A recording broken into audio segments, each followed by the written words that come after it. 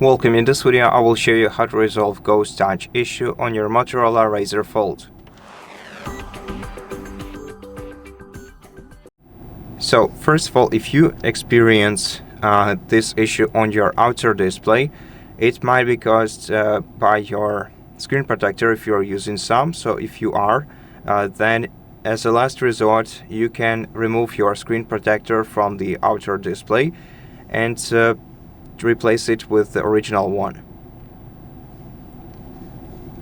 Also, to get rid of this issue, make sure to clean your device's display using a piece of a microfiber cloth. Make sure that your device's display is clean and smooth, because some stains might actually cause this issue on your smartphone. Clean of course both displays.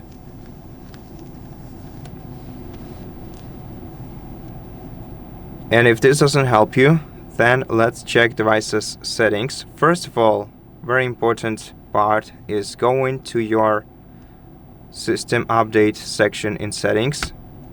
Select system updates, check for available ones, and if your smartphone has ones to install, then take your time and let it install all the required updates. Then let it restart.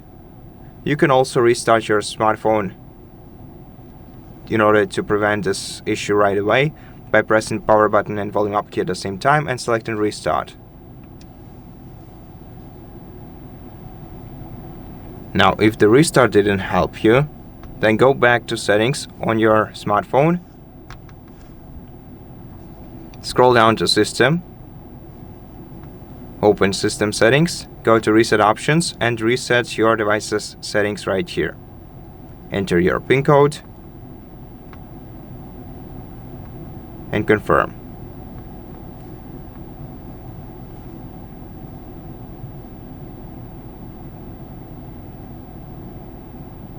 Now, one last thing, if you are using the gestures navigation like this one,